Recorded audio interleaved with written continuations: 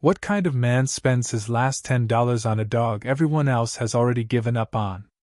The question hangs in the cold morning air like something no one intends to answer. Not here, not in this place where forgotten things are quietly traded and quickly erased. The auction yard sits just off a cracked two-lane road somewhere outside Tulsa, Oklahoma, the kind of place you pass without noticing unless you already know what you're looking for. And today, most of the crowd isn't looking for much, just cheap equipment, old crates. Maybe something they can flip for a profit before the week runs out. A thin wind moves through the chain-link fence, carrying the faint smell of rust and motor oil, rattling loose signs that haven't been straight in years, while a handful of men stand with their hands buried deep in their jackets, eyes scanning, calculating, waiting for something worth a second glance. And then there's him, Officer Daniel Hayes, standing a little apart, shoulders squared out of habit, not comfort. His coat worn at the edges but still clean, still pressed in a way that suggests discipline hasn't quite left him, even if everything else has. His gaze doesn't move like the others, doesn't jump from item to item chasing value, instead it settles, lingers, as if he's listening for something beneath the noise, something quieter, something most people stopped hearing a long time ago. The auctioneer clears his throat, flipping a clipboard with a practice motion, voice flat. Almost bored as he calls out the next lot. Retired K9 unit, no papers worth mentioning. Older model, health uncertain. And a few heads turn, not with interest, but with that brief flicker of curiosity people have when they expect disappointment. The dog is led out slowly, a German shepherd with a coat that has dulled from years of service, black and tan fading into something softer, something worn, his steps measured, not weak, just deliberate, like every movement still carries purpose even if no one asked for it anymore. His ears stay alert. His posture steady, but there's a quiet distance in his eyes, not fear, not anger, something else, something harder to name. A man near the front chuckles under his breath, shaking his head. That thing's done, he mutters, loud enough for others to hear, and a few low laughs ripple through the group, quick, dismissive, already moving on. The auctioneer doesn't bother building suspense. $10. Anyone? He says, like he's asking for a favor more than making a sale, and for a moment, no one speaks, no one moves, because some things aren't even worth pretending to want. Daniel's jaw tightens just slightly, almost invisible, but his eyes don't leave the dog, not for a second, because the dog isn't looking at the crowd, isn't reacting to the voices or the laughter, he's staring at something else entirely. An old leather wallet lying half-hidden beneath a folding chair near the edge of the lot, his body still, his focus locked, like a thread pulled tight across time. $10, the auctioneer repeats, impatience creeping in, and that's when Daniel lifts his hand, not high, not dramatic, just enough. I'll take him, he says, voice calm, steady, as if he's agreeing to something already decided long before he arrived. A few heads turn, surprised now. One man lets out a sharper laugh. You serious, officer? But Daniel doesn't answer, doesn't look back, because in that quiet second, as the wind shifts and the world seems to pause just long enough to notice, the dog finally moves, stepping forward with a purpose that doesn't match his price, and something in that movement feels less like the end of a story, and more like the beginning of one no one here is ready to understand. The paperwork takes less than 5 minutes. A signature on a smudged clipboard, a folded receipt pressed into Daniel's hand like it barely matters, and just like that, the transaction is done, $10 exchanged for a life no one else wanted. But Daniel does not rush, does not pull the leash or call out commands, because something in him understands that this is not a purchase, not really, it is an introduction, and introductions, the real kind, are quiet. The German shepherd stands beside him without resistance, close but not dependent, his breathing steady, his eyes still scanning the edges of the lot as if the world has not stopped asking things of him, even if people have. A pickup truck idles nearby, old but reliable, dust clinging to its sides like memory, and Daniel opens the passenger door slowly, stepping back just enough to give the dog space. Up you go, he says, not as an order, more like an invitation. And after a brief pause, the dog climbs in with controlled ease, settling into the seat without circling, without hesitation, like he has done this before, like he understands vehicles, routes, departures. Daniel closes the door gently, walking around to the driver's side, the faint crunch of gravel under his boots marking each step, and when he starts the engine, the radio flickers to life with static before catching a low country station, soft guitar threading through the air, filling the silence that neither man nor dog seems eager to break. They pull away from the auction yard, the chain-link fence shrinking in the rearview mirror. And for a mile or two, nothing happens, just the steady hum of tires on asphalt, the Oklahoma sky stretching wide and pale above them. But then, almost imperceptibly, the dog shifts, not restless, not uncomfortable, just alert in a different way, his ears angling toward the passenger window, his nose lifting slightly as if catching something on the wind that Daniel cannot. "You got a name?" Daniel asks after a while, glancing over briefly, but the dog does not respond, not to the words, not to the tone, because whatever he is focused on lies beyond language, beyond the simple exchange of names, and Daniel exhales softly, nodding once to himself. "All right then," he murmurs, "we will figure that out." But even as he says it, he notices the way the dog's gaze keeps returning to his jacket pocket, to the receipt folded there, or maybe to something else entirely, something Daniel has not noticed yet. They reach a stoplight just outside a small gas station, the kind with flickering signage and a single soda machine humming near the door, and as the truck idles, the dog suddenly leans forward, posture tightening, eyes locking onto something across the road, not aggressive, not tense, but intent, like a compass finding north after being spun too many times. Daniel follows the line of sight, squinting slightly, and there, half hidden near a row of rusted storage units, is a narrow access road barely marked, the kind of place people forget exists, and for reasons he cannot explain, Daniel feels a faint pull in his chest, a quiet recognition that mirrors the dog's focus, as if whatever story brought them together has already begun unfolding, just a few miles ahead, waiting patiently for someone willing to follow. Daniel does not turn the wheel right away, not at first, because instincts like this, the kind that do not come with explanation, are the ones he has learned to question, but the dog does not look away, not even when a pickup honks behind them, not even when the light shifts from red to green and the world expects motion again, and there is something about that stillness, that unwavering focus, that feels less like curiosity and more like memory. Daniel exhales slowly, easing his foot off the brake, but instead of heading straight through the intersection, he makes a quiet turn, the tires rolling onto the narrow access road as if the decision had already been made somewhere deeper than thought. The pavement changes almost immediately, from smooth asphalt to a rougher surface scattered with loose gravel and patches of worn concrete, and the air seems different here, heavier somehow, carrying the faint scent of oil and sun-baked metal. The kind that clings to places people use and then forget. The storage units stretch out in rows, dull gray doors with peeling numbers, some locked tight, others slightly misaligned as if time itself had pressed against them too many times. The dog leans forward again, not barking, not pulling, just guiding with presence alone, his body angled toward a specific direction near the far end where the buildings thin out and the road narrows even more. Daniel slows the truck to barely 10 miles per hour, eyes scanning, not for danger, but for meaning, because whatever brought them here does not feel random, it feels unfinished. "All right," he murmurs under his breath, more to himself than the dog. "Show me." And the words hang there, simple, but heavy with something like trust. They reach the last row, where a single unit sits slightly apart from the others, its metal door streaked with rust, a faded number barely visible through years of weather, and before the truck even comes to a full stop, the dog shifts again, this time more urgently, his posture tightening, his tail low but steady, his eyes fixed on that door as if it is not just a place, but a point in time. Daniel cuts the engine, and the sudden silence settles around them, broken only by the ticking of cooling metal and the distant hum of a highway somewhere beyond sight.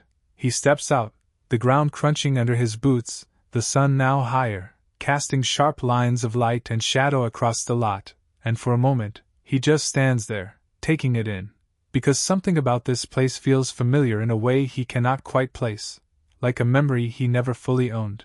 The passenger door opens with a soft creak, And the dog steps down beside him, moving forward without hesitation.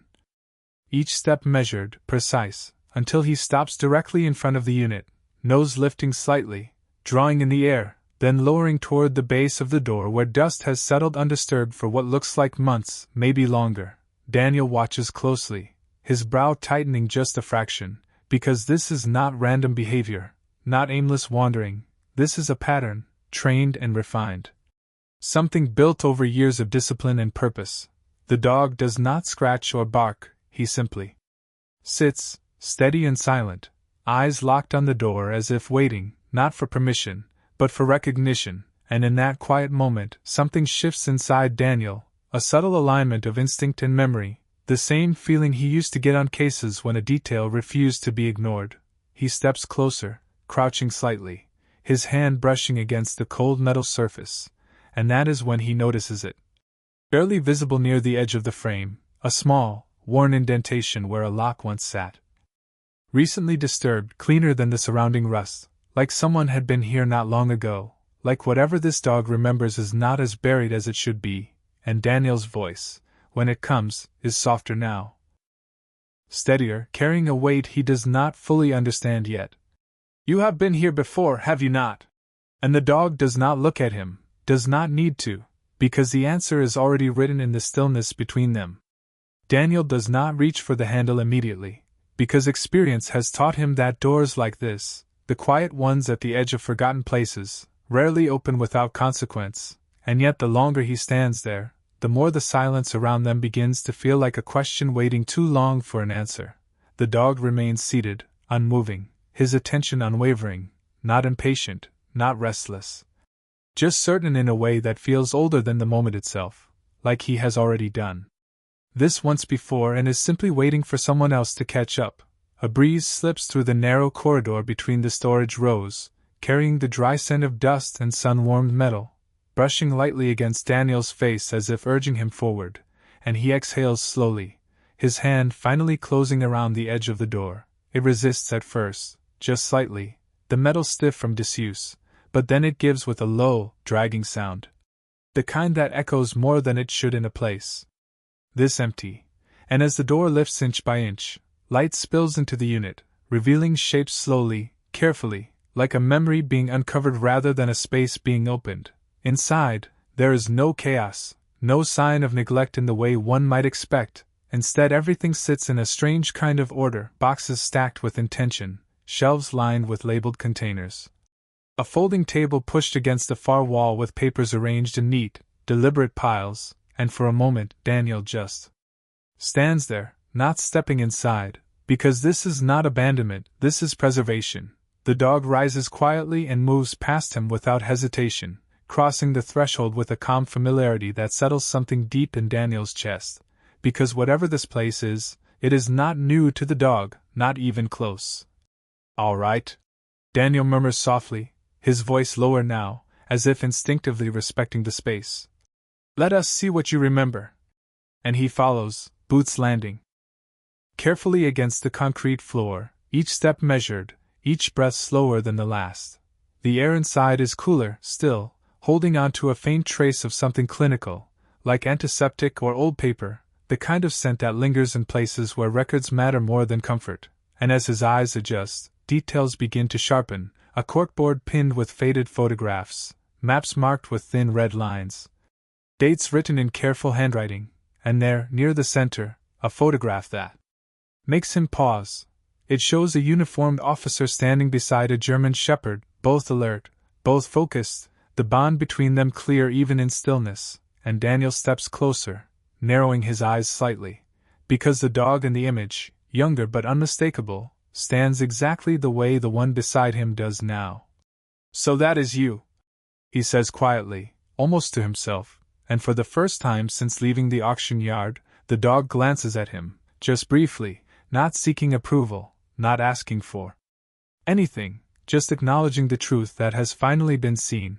Daniel studies the board further, tracing the lines, the notes, the connections that do not yet fully make sense, but feel deliberate, like pieces of something left unfinished rather than forgotten.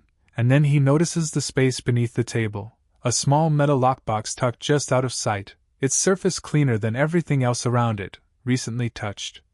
Recently moved. The dog steps toward it, lowering his head, not touching it, not opening it, just waiting again, that same quiet patience, that same unspoken certainty, and Daniel feels it then, that familiar tightening in his chest, the one that used to come right before something important revealed itself, the one that told him this was not coincidence, not chance, but a thread pulling him somewhere he had not expected to go. He kneels slowly. The concrete cool beneath his palm as he reaches for the box, his fingers brushing against the metal, and for a brief second he hesitates, not out of fear, but out of understanding, because whatever is inside will not just answer questions, it will change them, and when he finally speaks, his voice is steady, grounded, carrying the weight of someone who has spent a long time being ignored but is no longer willing to look away. "You did not bring me here by accident, did you?" And the dog does not move, does not blink, because the answer, once again, is already there, waiting to be opened. Daniel's fingers curl around the edge of the lockbox, the metal cool and smooth beneath his touch, and for a moment he does nothing, just kneels there on the concrete floor while the quiet hum of the outside world fades into something distant and unimportant, because this moment, this small, ordinary act of opening a box, feels heavier than it should, like it carries more than its size allows. The dog stands just behind him, close enough that Daniel can feel the steady rhythm of his breathing. Not rushed, not tense, just present, the way a partner stands when the next step matters more than the last. Daniel exhales slowly and lifts the lid. Inside, there is no gold, no dramatic discovery, just a stack of neatly organized items, each placed with intention, a small external hard drive, a folded set of printed reports, and a thin notebook with worn edges. The kind that has been opened and closed too many times to count. He reaches for the notebook first, flipping it open carefully, and the handwriting inside is precise, deliberate, each line measured like it was written by someone who understood the weight of documentation, someone who knew that details mattered. Names, dates, locations, cross-references, all laid out in a way that suggests a pattern, something repeated, something observed over time, and as Daniel scans the pages, his brow tightens, because this is not random data, this is an investigation. "You were working a case," he murmurs softly, glancing toward the photograph on the wall, then back to the dog, and though the dog does not respond in any obvious way, there is a stillness in him that feels like confirmation.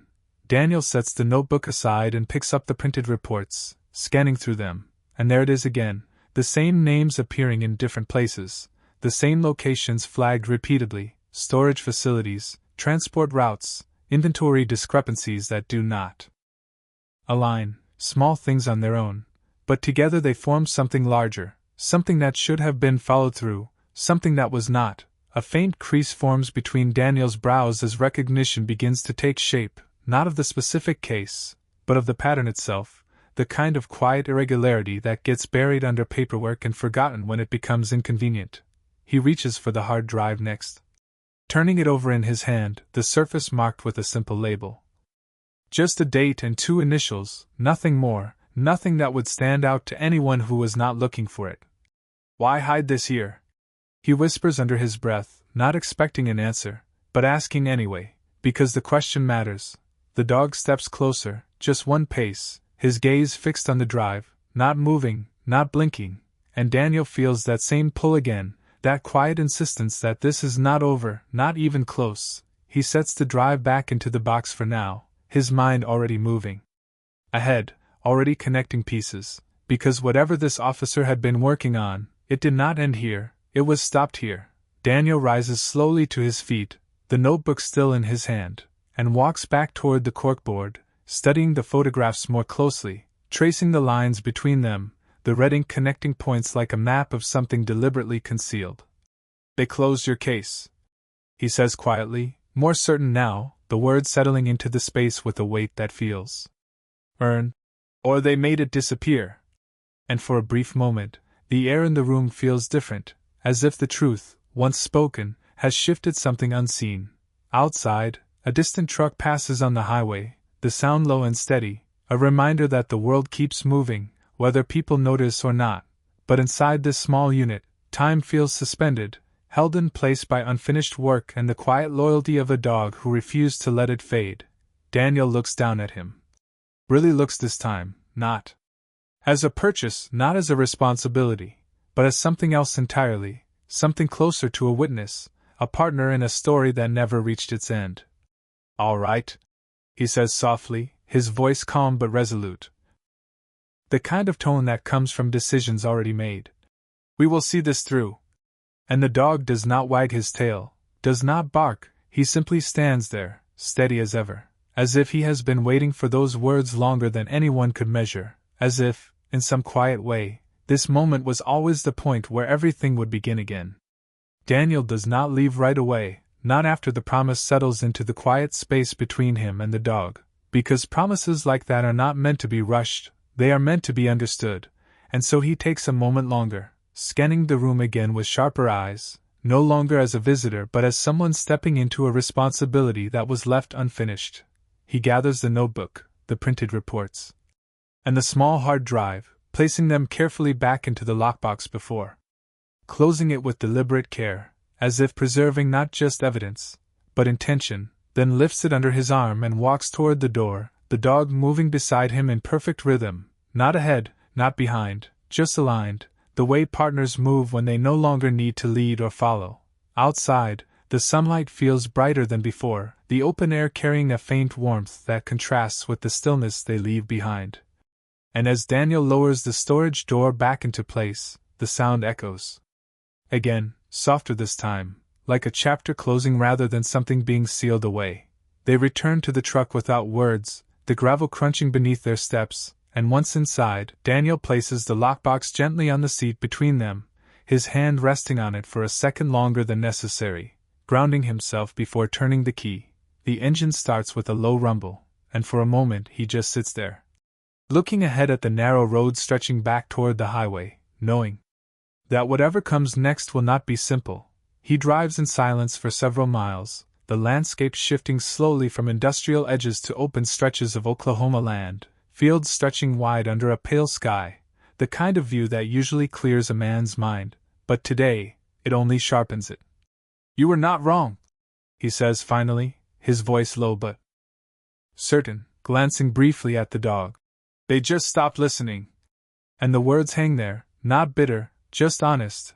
He pulls into a small roadside diner after about 20 minutes, the kind of place with faded signs and a parking lot lined with dust and old pickup trucks. Because thinking is easier with something warm in your hands, something steady. And as he steps inside, the bell above the door rings softly, drawing a few casual glances from the regulars scattered across the booths. The dog stays close at his side, calm, observant, not drawing attention but not shrinking from it either, and Daniel slides into a booth near the window, setting the lockbox down across from him. A waitress approaches, her expression polite but curious, and he orders coffee, black, no hesitation, then sits back, his fingers tapping lightly against the edge of the table as he considers his next move.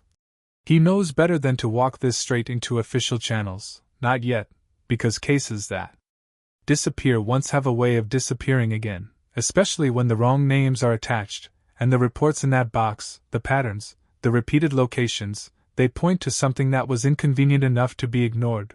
The coffee arrives, steam rising in thin curls, and Daniel wraps his hands around the mug, the warmth grounding him as he stares out the window, watching cars pass by on the road. Each one moving forward without question, without hesitation, and he realizes that for the first time in a long while, he is not standing still anymore. Across from him, the dog rests quietly, head slightly lowered but eyes alert, tracking the room, the exits, the small details that others overlook, and Daniel notices it, the way nothing escapes that steady awareness, the way instinct has not faded with age but sharpened into something quieter, something more precise. "We will do this the right way," Daniel says after a while, more to himself than anything else, but the words feel solid, like something he can build on. Not fast, not loud, just right. And as he takes a slow sip of coffee, the bitterness settling into something almost comforting, he reaches into his pocket and pulls out the folded receipt from the auction, smoothing it flat against the table, $10 written in ink that has already begun to fade, and for a brief moment, he studies it, not as proof of a purchase, but as a reminder of how easily value can be mistaken, how quickly something important can be dismissed. He folds it again, more carefully this time, and tucks it back into his pocket, then looks up, meeting the dog's gaze with a quiet understanding that does not need words, because whatever was left behind in that storage unit is no longer hidden, and whatever comes next, they will face it together, step by steady step, until the silence that buried it is finally broken. The diner hums softly around them, the low clatter of silverware and the quiet murmur of conversations blending into a kind of background rhythm, but Daniel barely hears it anymore, because his attention has shifted inward, toward the pieces beginning to align in his mind. He finishes his coffee slowly, not out of habit, but because he needs the time, the space to think without interruption, and when he finally stands, sliding a few bills onto the table, there is a steadiness in his movements that was not there before, something settled, something decided. Outside, the afternoon sun has climbed higher, casting long, clean shadows across the parking lot, and as he steps toward the truck, the air feels sharper, clearer, like the world itself has drawn a line between what was and what comes next. The dog moves with him, close and attentive, his gaze scanning the surroundings with quiet precision, not tense, not reactive, just aware in a way that feels practiced and purposeful. Daniel opens the truck door and sets the lockbox back on the passenger seat, but this time, instead of starting the engine right away, he reaches into the glove compartment and pulls out a small, worn laptop, the kind he has carried for years, more out of habit than necessity, and he places it on the steering wheel carefully, flipping it open as the screen flickers to life. The hard drive sits in his palm for a moment before he connects it, the faint click of the ports sliding into place sounding louder than it should in the stillness of the cab.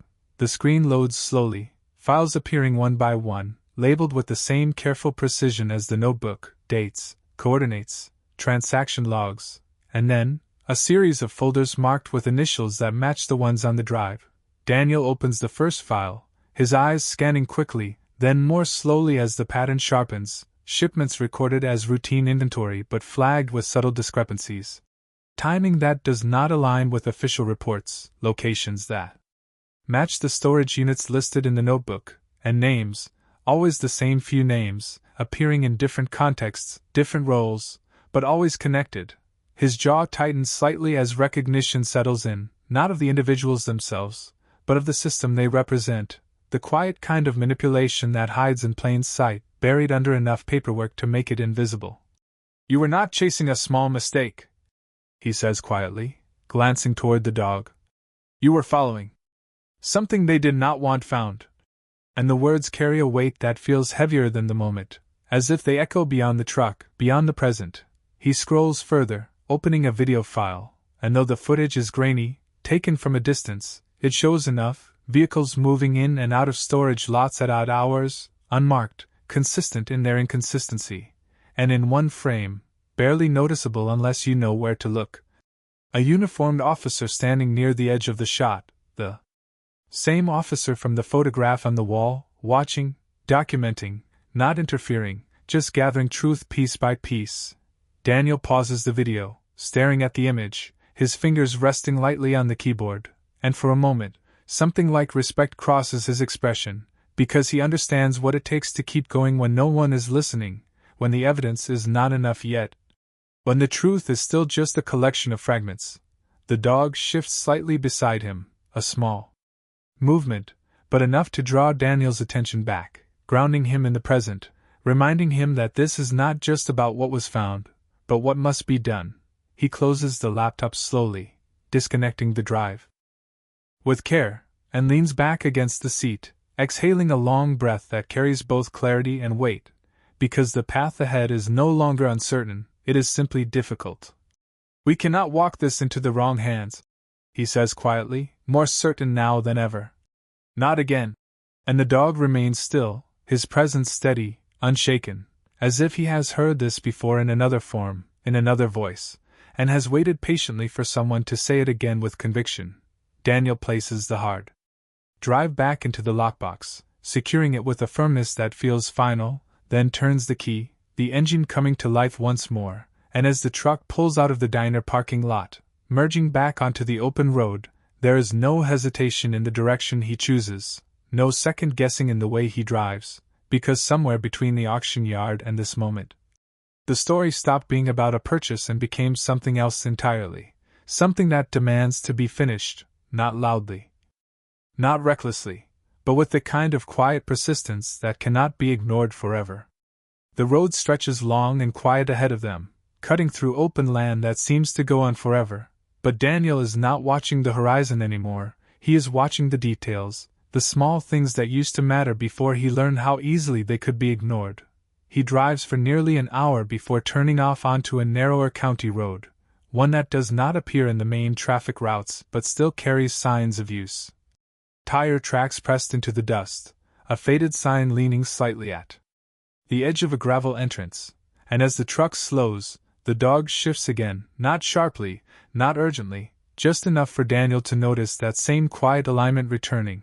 The place they approach is not abandoned, not entirely, but it carries the same feeling as the storage unit, something maintained just enough to avoid suspicion, yet distant enough to avoid attention, a low warehouse structure sitting back from the road. Its exterior plain, almost forgettable, the kind of place people pass. Without question, Daniel parks at a distance, engine off, the silence settling around them once more, and for a moment, neither of them moves, because this is the point where observation matters more than action. The dog remains still, eyes forward, tracking the building, the entrances, the subtle movement near the loading dock where a single truck sits idling, its presence casual, but consistent with what Daniel saw in the footage. He leans forward slightly, resting his arms on the steering wheel, studying the rhythm of the place, the timing, the small routines that repeat without drawing attention, and it becomes clear quickly that this is not random traffic, not ordinary business. It is controlled, deliberate, quiet. Same pattern, he murmurs under his breath, almost to himself, but the words carry a quiet confirmation that the pieces are no longer scattered, they are forming something complete. He does not reach for the lockbox, does not rush to gather more evidence, because he understands now that what he holds is already enough to point in the right direction. What matters is how it is used. And more importantly, who sees it first. The dog shifts again, turning his head slightly toward Daniel, just for a second, as if checking, as if waiting for the same kind of decision he had been waiting for back at the storage unit, and Daniel meets his gaze, steady, grounded, the hesitation from earlier replaced with something clearer, something quieter, but far more certain. "We are not walking in there," Daniel says softly, his voice calm but firm. "Not today." And the decision settles between them without resistance, because this is not about confrontation, it is about completion. He reaches for his phone, scrolling through a list of contacts slowly, deliberately, passing over names he no longer trusts, names tied too closely to systems that failed once already, until he stops at one he has not called in years, someone outside the immediate chain, someone who still believed in process over convenience. He hesitates for only a second before pressing the call button, lifting the phone to his ear as it rings, the sound steady, measured, each tone carrying the weight of what he is about to set in motion. Across from him, the dog settles back into the seat, his posture easing just slightly, not from relief, but from recognition, because this moment, this choice, aligns with something deeper than instinct, it aligns with purpose.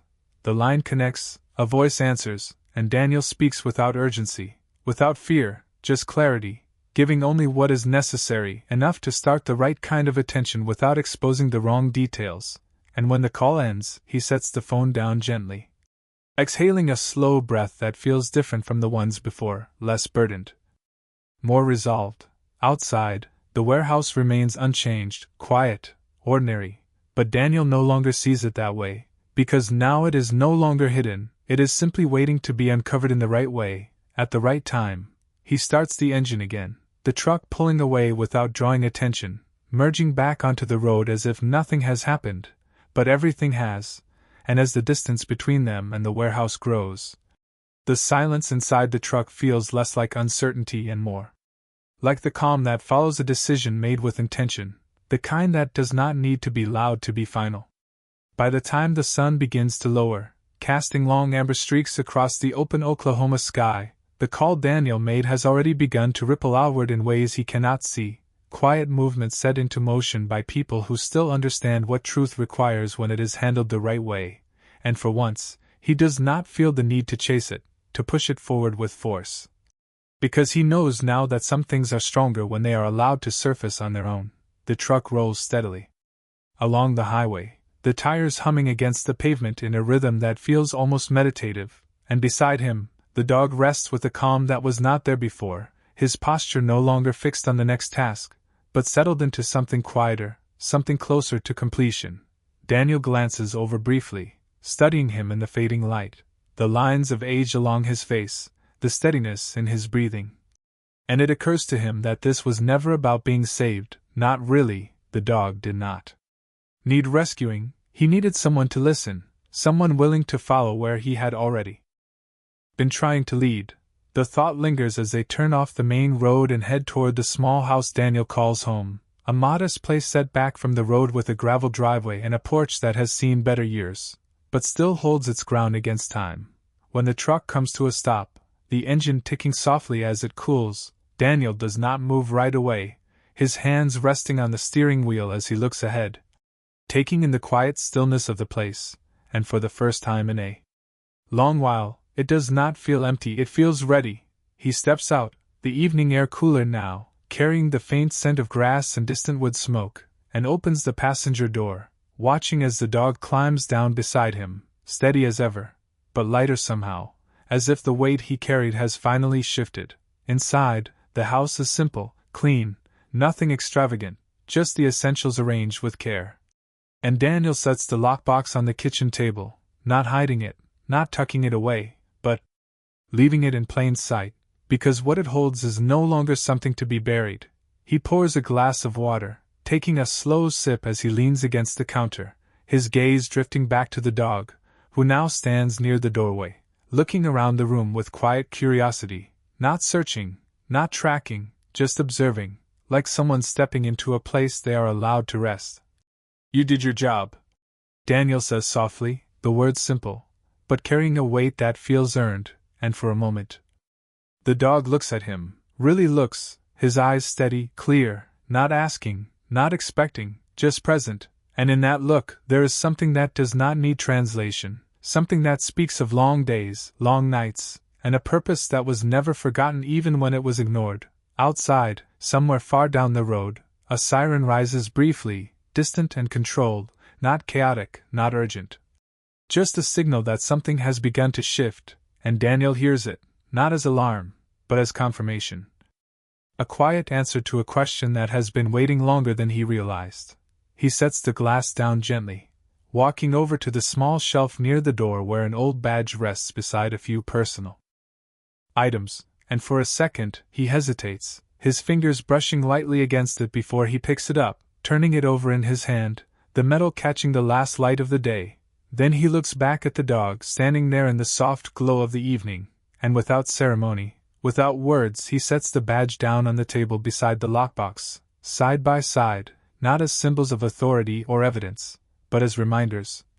One of duty, the other of loyalty, both tested, both proven in ways that do not need recognition. The house settles into silence again, the kind that does not press down, but lifts, and as the last light fades beyond the horizon, Daniel pulls out a warm blanket and places it near the corner of the room, a quiet offering rather than a command, and the dog steps toward it, circling once before lying down, not out of habit, but choice. Daniel turns off the light, leaving only the soft glow from the window. And for a moment he stands there, watching, understanding. Something simple and rare all at once, that sometimes the smallest decisions, the ones that seem insignificant to everyone else, are the ones that carry the greatest weight, and sometimes, what the world calls worthless is simply something it has not yet learned how to see.